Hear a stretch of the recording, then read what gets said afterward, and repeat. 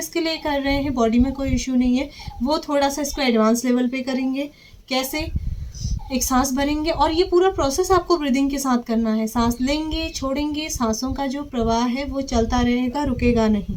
तो आपको क्या करना है, पैरों को उठाना है, चेस्ट के पास लाना है और सीधे करना है। 1, इस तरीके से बैलेंस बनाएंगे।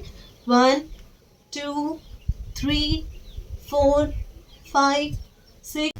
नमस्ते एवरीवन। फुल बॉडी वर्कआउट और अपनी बॉडी को शेप में लाने के लिए इस वीडियो में जो भी अभ्यास मैं आपको बता रही हूँ उनको अगर आप रेगुलर इवनिंग या मॉर्निंग कभी भी आप इसको कर सकते हैं, रेगुलर करेंगे तो बहुत जल्दी आप अपनी बॉडी में चेंजेस देख पाएंगे। देखिए, वर्कआउट तो इंटरनेट पे, यूट्यूब पे बहुत सारे आप देखेंगे, लेकिन फॉलो किसे करना है और कंसिस्टेंसी यानी कि रेगुलर आप किस में बने रहते हैं वो ज़्यादा इम्पोर्टेंट आपके लिए है। और साथ ही साथ अगर डाइट का ध्यान नहीं रखेंगे तो एक्सरसाइज करना बेकार हो जाएगा। तो खाना और डाइट जो है आपका, साथ ही साथ डाइट के साथ आपकी जो एक्सरसाइज का बैलेंस होना ज़रूरी हो जाता है। तो चलिए एक्सरसाइज करते हैं। सबसे पहले हल्का हल्का जॉइंट मूवमेंट करेंगे। जॉइंट मूवमेंट का मेन पर्पस ही ये होता है कि थोड़ा सा जो आपकी बॉडी है वो थोड़ा सा काम हो जाए, मसल्स एक्टिवेट हो जाए, ब्लड सर्कुलेशन आपका ठीक तरीके से होने लगे। तो सबसे पहले अभी हम फिंगर से स्टार्ट करेंगे। तो फिंगर आपकी अप और डाउन आपको नीचे करनी है और ये प्रोसेस आपको ब्रीदिंग के साथ करना है, क्योंकि ब्रीदिंग के साथ साथ जब आप प्रैक्टिस करते हैं तो और अच्छे पॉजिटिव रिजल्ट्स आपको देखने को मिलते हैं। तो इनहेल अप करेंगे और एक्सहेल डाउन करेंगे। इनहेल अप करेंगे और एक्सहेल डाउन करेंगे। तो ऐसे ही प्रोसेस को रिपीट करते हुए आप अपने फिंगर को अप डाउन कर सकते हैं और हाथों को आप अपनी रेस्ट की पोजीशन में इस तरीके से रख सकते हैं। उसके बाद ऊपर की तरफ बढ़ेंगे तो आप एंकल को आगे की तरफ स्ट्रेच करेंगे और ऐसे ही बैक पीछे की तरफ स्ट्रेच करते हुए ले जाएंगे। फिर से सांस लेंगे और इस तरीके से अपनी एंकल को अप और डाउन स्ट्रेच करेंगे। जॉइंट मूवमेंट एक्सरसाइज आप योगा कर रहे हो या फिर जिम जा रहे हो, कुछ भी आप कर रहे हो, अच्छे से रोटेट करेंगे अपनी रिस्ट को। रिवर्स भी आपको करना है, क्लॉकवाइज एंटी क्लॉकवाइज दोनों तरीके से।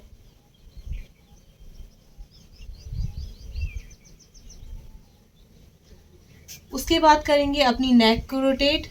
नेक के लिए आपको अपनी गर्दन को अच्छे से सीधा रखना है। देखिए, स्पाइन का स्ट्रक्चर मैं आपको बता रही हूँ। बहुत जो लोग इस वीडियो को देख रहे होंगे और जिन लोगों ने अभी तक एक्सरसाइज नहीं करी है लाइफ में या बहुत पहले करी थी बीच में छोड़ दी, उनको ना इस तरीके से बैठने में दिक्कत आ रही होगी। या वो पीछे ही बैठ पा रहे होंगे या फिर वो आगे ऐसे बैठ पा रहे होंगे, यानी कि घुटनों को खोलते हुए इतना गैप आ जाएगा। तो ये इसीलिए होता है ना, आपका लाइफस्टाइल ही ऐसा हो जाता है, बहुत ज़्यादा हेक्टिक हो जाता है, आप अपनी बॉडी पे बिल्कुल ध्यान नहीं दे पाते हो। तो इस वजह से क्या होता है कि आपकी जो कमर या तो आगे आप होल्ड कर पाते हो या फिर पीछे ऐसे होल्ड कर पाते हो, पैर उठने लग जाते हैं। बहुत सारे लोग अगर ये वीडियो देख रहे हैं ना, आप इस बात से रिलेट कर पाओगे। तो रिलेट कर पा रहे हो तो मुझे कमेंट में ज़रूर बताएं कि ऐसा आपके साथ होता है कि नहीं होता है। तो चलिए आगे बढ़ते हैं। देखिए, इस प्रॉब्लम का सॉल्यूशन तो रेगुलर प्रैक्टिस करने से हो जाएगा, लेकिन जो लोग इस तरीके से सीधे नहीं बैठ पाते उनको प्रैक्टिस तो करनी पड़ेगी, तब जाके ये इस तरीके से स्पाइनल कॉर्ड आपका फिक्स होगा, सीधा हो जाएगा। अब आपको क्या करना है, ऐसे ही या तो आप अपने हाथ को थाइस के ऊपर रखें या इस तरीके से सीधे रखें, जैसे आपको कंफर्टेबल हो। उसके बाद क्लॉकवाइज अपनी नेक को रोटेट करेंगे, बिल्कुल स्लो, बहुत ही स्लो हमें जाना है। अगर हम जल्दबाजी अपना रोटेशन कंप्लीट करने के चक्कर से जल्दबाजी करते हैं तो बहुत ही नेगेटिव स्ट्रेच या फिर कोई नस खिंच जाती है या फिर कोई और प्रॉब्लम आपकी नेक में आ सकती है। तो बहुत ही जेंटली आपको करना है, बहुत ही सॉफ्ट तरीके से रोटेशन करना है। और ऐसे ही आप रिवर्स भी कर सकते हैं। रिवर्स के लिए आपको सिर्फ उसी डायरेक्शन के अपोजिट डायरेक्शन में आपको सेम प्रोसेस रिपीट करना है। ये प्रोसेस आपका, आप वर्कआउट करेंगे तब भी आपको शुरुआत में करना है। प्राणायाम करें या फिर नॉर्मल स्ट्रेस रिलीफ के लिए अगर आप कर रहे हो, जिम के लिए कर रहे हो, वेट लिफ्टिंग करनी है ना, स्क्वाट मारना है, कुछ भी आपको करना हो, ये बेसिक एक्सरसाइज बहुत ज़रूरी है। वैसे ये हाई लेवल, इंटरमीडिएट लेवल पे भी होती हैं। मैं बेसिक लेवल पे इसलिए आपको बता रही हूँ क्योंकि अभी आप शायद बिगिनर हो सकते हैं, शायद आप हो सकते हैं कि आपने पहली बार आज आप योगा अभ्यास शुरू कर रहे हो, तो बहुत ही हाई लेवल का मैं इस वीडियो में नहीं बता रही हूँ। तो उसके बाद हम सबका फेवरेट आता है बटरफ्लाई। बटरफ्लाई क्या है कि ये ऑल इन वन है। ये सूक्ष्म व्यायाम यानी कि जॉइंट मूवमेंट की तरह भी काम करता है, जैसे अभी हम प्रैक्टिस कर रहे हैं। तो इस प्रैक्टिस को करते करते मैं आपको इसके बेनिफिट्स बताती हूँ, जिससे आपको करने में और इंटरेस्ट आएगा। सबसे पहले ये हमारे मेरुदंड यानी कि हमारी जो रीढ़ की हड्डी है उसके लिए बहुत ज़्यादा इफ़ेक्टिव है। इफ़ेक्टिव ऐसे है कि अगर मॉर्निंग में उठते ही, या आपका वर्क फ्रॉम होम है, या फिर आप ऑफिस की सिटिंग जॉब में काम करते हैं, या कुछ भी आप करते हो, देखो एक एज के बाद, 25 के बाद, 30 के बाद हर किसी को बैक प्रॉब्लम नॉर्मल है, कॉमन हो गई है आजकल होना। तो उसमें क्या करता है, ये आपकी बैक इश्यूज़ को बहुत कम कर देता है, काफ़ी हद तक कम करता है, और धीरे धीरे रेगुलर प्रैक्टिस से तो ख़त्म हो जाते हैं, क्योंकि ये जितनी भी मसल्स आपकी अकड़न रहती है पीछे साइड में, उसको कम करता है। उसके बाद होता क्या है कि आपकी ना लेग्स की फ्लेक्सिबिलिटी, जो आपका हैमस्ट्रिंग है, देखिए बहुत सारे लोग, अगर अभी आप बटरफ्लाई कर रहे होंगे वो इस तरीके से कर पा रहे होंगे, टमी भी लग रहा होगा, असहज महसूस हो रही होगी, बैठने में बहुत अनकंफर्टेबल, स्टार्टिंग में ब्रीदिंग में भी भारीपन लगता है जब योगा अभ्यास या कोई भी प्रैक्टिस करते हैं, क्योंकि बॉडी को हैबिट नहीं होती है, तो बहुत ज़्यादा ब्रीदिंग में भी आपको भारीपन लगता है, सांस में भारीपन लगता है। तो वो धीरे धीरे ठीक हो जाता है, बस प्रैक्टिस आपको रेगुलर करनी है। इसके बाद इसका एक और बेनिफिट ये है, जो प्रेग्नेंट लेडीज़ हैं वो आफ्टर 6 मंथ, 7 मंथ, 8 मंथ कभी भी इसकी प्रैक्टिस करती हैं, लेकिन 6 महीने बाद ही प्रैक्टिस करनी है, उससे पहले नहीं करनी है आपको।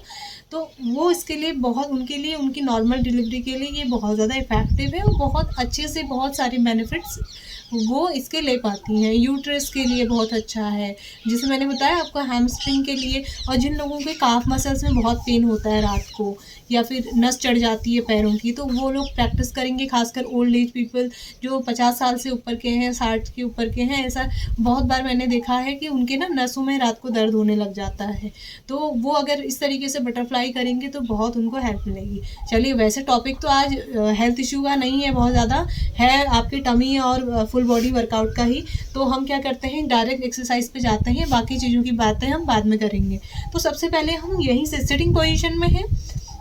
देखिए, जो एक्सरसाइज है वो नो इक्विपमेंट है, आपको कोई इक्विपमेंट लेने की ज़रूरत नहीं है, तो आप सिर्फ जो आपके पास मैट है, योगा मैट नहीं है नॉर्मल मैट ले लीजिए, मैट यूज़ ही नहीं कर रहे तो क्लीन सरफेस में आ जाइए, बस पेट आपका खाली होना चाहिए, बहुत ज़्यादा पानी पी के ना आए जब भी आप योगा अभ्यास करेंगे।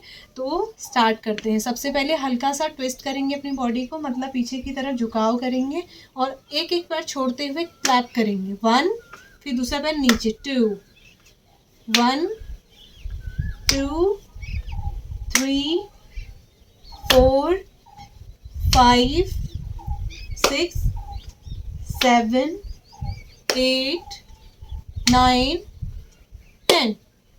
अब ये उन लोगों के लिए जो पहली बार एक्सरसाइज कर रहे हैं, और जो थोड़ा बहुत एक्सरसाइज कर पाते हैं और बिल्कुल यंग है, टीनेजर्स हैं, बच्चे हैं जो देख रहे हैं इस वीडियो को, तो आप क्या कर सकते हो, 1, 2, 3, 4, 5, 6, 7, 8, 1, 2, 3, 4, 5, 6, 7, 8, तो इस तरीके से प्रैक्टिस कर सकते हो।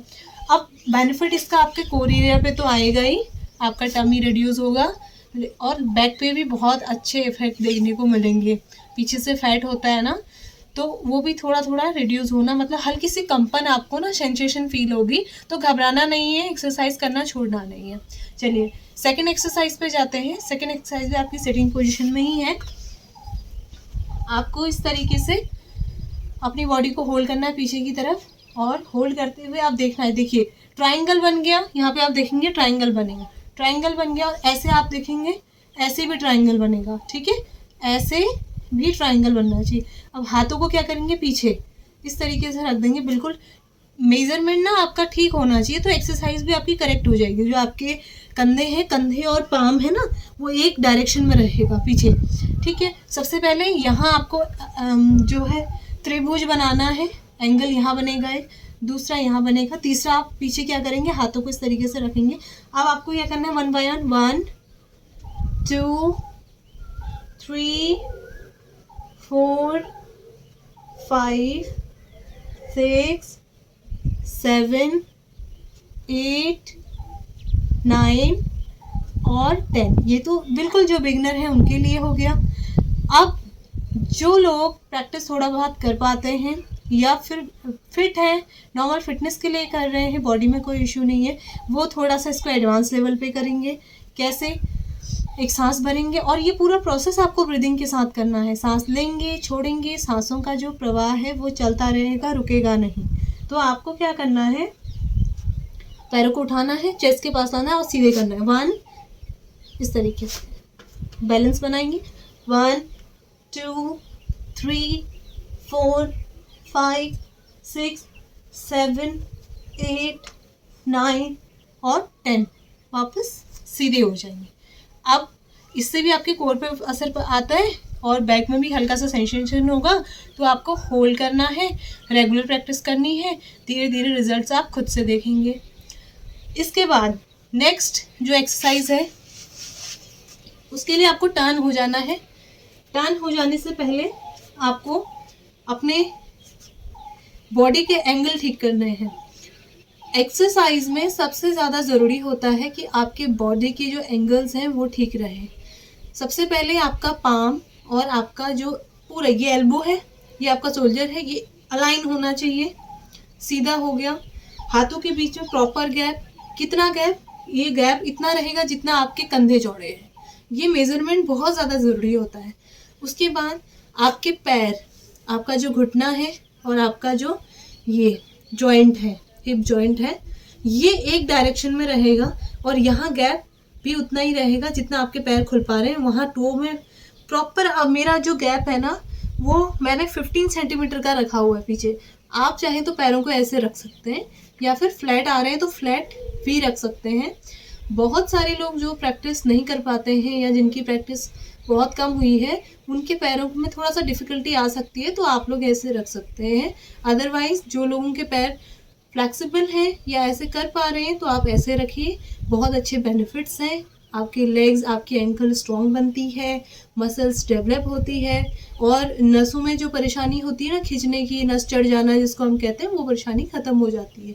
तो इसके बाद आप सबसे पहले एक पैर को आप लेफ़्ट लेग से स्टार्ट कीजिए, ठीक है। लेफ़्ट लेग को ऊपर सीधे करेंगे और सीधे करके ही ऊपर किक करेंगे हल्का सा। 1 2 3 4 5 6 7 8 9 10 और वापस ले आएंगे, यहाँ छोड़ देंगे। हुआ क्या, जब बैलेंस बनने की बारी आई तो दोनों पाम और ये मेरा राइट घुटना, कौन सा घुटना, जो पैर नीचे है, इसमें क्या करना है, बैलेंस बनाना है। तो पूरा बैलेंस मेरा इस पे था और इस पैर को मैंने लूज रखा था, बिल्कुल लूज, और ऐसे ही ब्रीदिंग किया, breathe in breathe out, breathe in breathe out, breathe in breathe out. अब इससे क्या होगा, जो यहाँ पर फैट इकट्ठा हो जाता है और बहुत ही बल्कि सा हो जाता है, या बहुत बार तो हमें उठने बैठने में भी परेशानी होती है, कपड़े फिट नहीं आते हैं। बहुत बार ऐसा होता है कि वेस्ट सही होती है लेकिन वेस्ट के नीचे हमें कपड़े फिट नहीं आते, तो वो प्रॉब्लम भी आपकी धीरे धीरे ठीक हो जाएगी। इसके बाद यही प्रैक्टिस हम दूसरे लेग से भी करेंगे, ऐसे छोड़ेंगे नहीं, दूसरे लेग से भी करेंगे। दूसरे लेग से भी मैं आपको 10 टाइम करके दिखा रही हूँ, लेकिन आप इसको एक बार में 20 से 25 बार और ऐसे ही 2 से 3 रैप्स इसके करेंगे, रिपीटेशंस आपको करनी है। तो ऐसे पैर पे बैलेंस बनाएंगे, पैर सीधा लेके आएंगे, सामने देखेंगे, inhale up exhale down, inhale up exhale down, same process करनी है। तो चलिए 10 बार करते हैं। 1 2 3 4 5 6 7 8 9 10 और वापस कैसे आएंगे, जैसे पैर पीछे गया था वापस घुटना मोड़ के रख देंगे। अब अगला अभ्यास करेंगे, बहुत ही इजी है और बहुत आपने इसके बारे में सुना होगा। करना क्या है, आपको इस तरीके से अपने एल्बो को प्लेस करना है, ठीक है। इसको करने के बहुत सारे तरीके हैं। पहला तरीका ये है कि आप इस तरीके से वज्रासन में बैठिए, एल्बो को जॉइंट करके यहाँ पे प्लेस कर दीजिए और धीरे से अपने पैरों को खोल के पीछे रखेंगे और यहाँ पर होल्ड करेंगे, ठीक है। पहला तरीका तो ये है। दूसरा तरीका ये है कि आप किसी भी पोजीशन में हैं, सामने जाइए और हाथों को इस तरीके से गैप करके खुला छोड़ दीजिए। ये तरीका भी बहुत सारे लोगों को पसंद आता है। तो ऐसे ही आप इसको 10 सेकेंड होल्ड करेंगे। 1 2 3 4 5 6 7 8 9 और 10। वापस आने का तरीका, घुटने नीचे और अपना टमी नीचे। वापस रिलैक्सेशन मोड में जाने के लिए हाथों को अपोजिट डायरेक्शन में ऊपर की तरफ और अपना गाल इस तरीके से नीचे रखेंगे। अब बॉडी आपकी पूरी इस तरीके से रिलैक्स हो जाएगी। ऐसे ही 5 से 10 सेकेंड आप रिलैक्स कर सकते हैं। उसके बाद अगला अभ्यास करने के लिए आपको दोनों हाथों को अपनी चेस्ट के पास रखना है।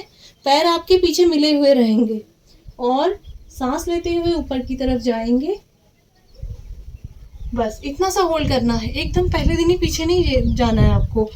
इतना सा होल्ड करेंगे, ऊपर की तरफ देखेंगे और 10 सेकेंड होल्ड करेंगे। 1 2 3 4 5 6 7 8 9 10। जैसे ही 10 हो जाए, यहाँ पंजों में हलचल होगी, थोड़ी सी पंजों को एडजस्ट करेंगे और हाथों में बैलेंस बनाते हुए इस तरीके से होल्ड करेंगे पर्वतासन। ठीक है, तो इस तरीके से देखो, शुरुआत में आपके पंजे नीचे नहीं जाएंगे, कोशिश करनी इस तरीके से होल्ड करें। 10 सेकेंड ऐसे ही होल्ड करेंगे, घुटने सीधे, घुटने मोड़ेंगे नहीं। 1 2 3 4 5 6 7 8 9 10। और वापस आने का तरीका सेम, हल्का सा आगे की तरफ जाएंगे, घुटने नीचे, फिर धीरे धीरे अपनी टमी को नीचे रखेंगे और वापस रिलैक्सेशन मोड पे आ जाएंगे। इस अभ्यास को भी आपको 10 की रिपीटेशन में 5 बार ईच आपको दोहराना है। तो धीरे धीरे आप देखेंगे आपकी काफ मसल्स, टमी, आर्म्स के फैट में काफ़ी कमी आ रही है और स्ट्रेंथ बहुत अच्छी बिल्डअप होती है इस आसन से। तो ब्रीदिंग करेंगे, कुछ सेकंड रिलैक्सेशन के बाद अगला अभ्यास करेंगे। अगला अभ्यास के लिए अब आपको, ये इस वीडियो का लास्ट अभ्यास मैं आपको बता रही हूँ। अगले अभ्यास के लिए आपको इस तरीके से हाथों को बिल्कुल सीधे रखना है और पीछे हाई प्लैंक लगाएंगे इस तरीके से। और इसी में आपको 1 2 3 4 5 घुटने को आगे लेके आएंगे, वापस रख देंगे, पीछे पैर देखेंगे आप सीधे हैं, घुटने को मोड़ेंगे नहीं और डायरेक्शन आपकी नेक की सामने रहेगी इस तरीके से। तो जो बिगनर है वो बिल्कुल आराम से 1 2 3 इस तरीके से करेंगे। और जो लोग थोड़ा सा एक्सरसाइज कर पाते हैं, बॉडी एक्टिव है, वो मेरे साथ करेंगे फास्ट मोड पे 1 2 3 4 5 6 7 8 9 10।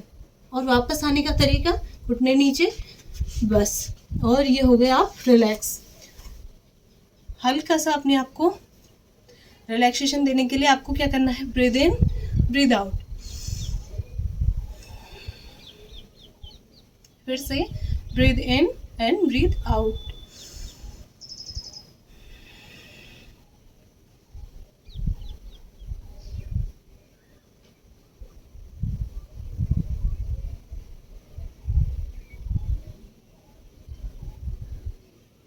और आराम से अब सुख आसन में बैठ जाएंगे, जिसको कहते हैं पालती मारकर बैठना, है ना। घर में जैसे आप बैठते हैं ऐसे बैठिए आराम से। आप चाहे तो प्राणायाम कर सकते हैं, नहीं तो ओम चैंटिंग कर सकते हैं 3 से 4 बार। अगर दूसरा ऑप्शन ये है कि आप थोड़ी सी रिलैक्स रहिए। अगर मॉर्निंग का टाइम है तो आसपास की आप पॉजिटिव एनर्जी को फील कीजिए और आंखें बंद करके अच्छे से हाथों को रब करेंगे। सबसे पहले अपने आईज के ऊपर रिलैक्सेशन देंगे, फोरहेड, और ऐसे ही अपने गालों को अच्छे से पैम्पर करेंगे, हाथों पे मसाज देंगे, पूरे अच्छे से लेग को रिलैक्स करके। अब आप देखेंगे पूरी थकान चले गई है, सब कुछ अच्छे से हो गया है और आपको बिल्कुल फील नहीं होगा कि आपने एक्सरसाइज करी है या मेहनत करी है।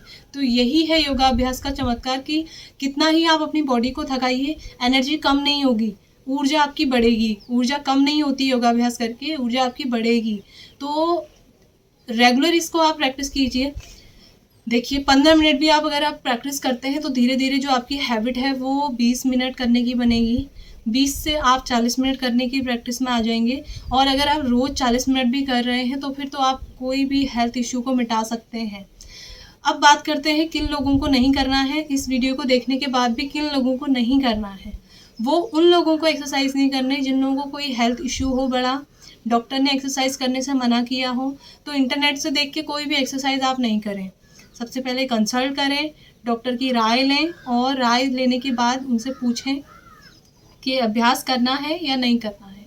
इसके अलावा जो मेन है, जिनकी बॉडी में इंजरी हुई है सालों पहले या फिर नई कोई इंजरी हुई है, हील नहीं हुआ है, कोई जॉइंट में ब्रेकेज आ गई है, कुछ हुआ है या डिसलोकेशन है, तो भी आपको अभ्यास नहीं करने हैं।